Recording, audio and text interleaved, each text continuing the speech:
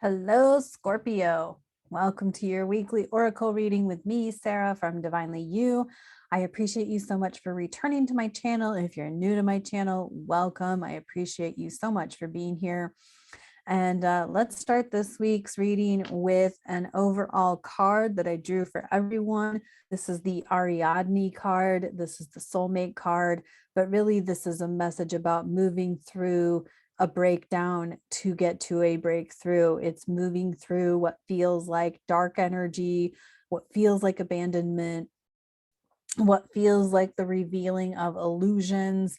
And it's all there to show you and guide you and direct you to your divine self, your divine truth, and ultimately lead you to divine partnerships and divine intimacy.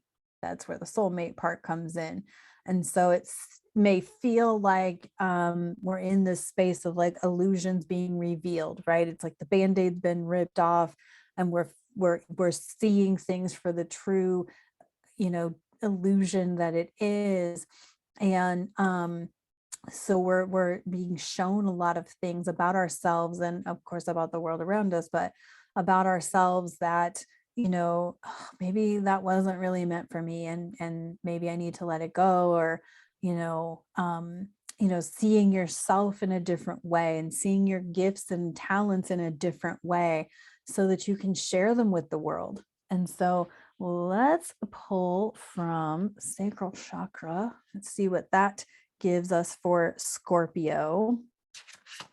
Of course, as you guys know, I'm a Scorpio moon rising in Uranus, so I have a lot of Scorpio energy to sit with my Aquarius sun. So let's see what we got in the sacral chakra. And the sacral chakra, of course, is our energy center for creativity and sexual energy. So we got did I have it upside down before? I did. Turned it upside down on myself. All right, we got the move card. Okay, so this is really interesting because we are moving through this energy, but this is a card about physical movement. This is a card about moving energy through your physical body. And however that shows up for you, maybe this is, dancing or stretching, or by stretching, I mean dynamic stretching, not static stretching. And, opening yourself up, maybe doing some restorative yoga. Maybe this is doing some kind of like martial art type thing to really like move some energy out of your body. As we're moving through potentially dark energies, sometimes it just kind of sits and stagnant in our bodies. And so we kind of need to get up and move around and dance and throw some punches and really move that energy out of our bodies. I caught myself doing that yesterday, actually. So that's really interesting that card came up. Let's find out what the Believe in Your Own Magic deck has for you, Scorpio, as we move through this week. I definitely recommend, moving your body and moving energy through it, because sometimes when we're moving through uncertainty and not kind of knowing what's next, it can kind of sit, especially in your gut, and feel really heavy. And you may feel like you're having issues like digesting. And, because of that energy just sitting there in your gut space, making your body feel uncomfortable. And so if you're feeling uncomfortable, I definitely recommend, doing some movement and getting things to move through. And we got the Villain card in the Believe in Your Own Magic. And you can always rewrite the story. Absolutely. This is 100% spot on. In that you always have the opportunity at any given moment to rewrite your story, no matter what your past is. Let's be real. You cannot change your past. You cannot fix it. You can't repair it. You can't change it. You can't relive it. It's done. It's over. write a new book, close that book, write a new book, write a new chapter.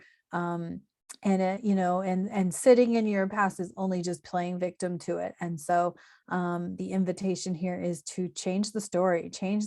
You get, like, with that Ariadne card of like going through the breakdown, through the breakthrough, you may be feeling like a lot of your past is coming up right now and haunting you maybe, or like it's just like, why is it right there right now?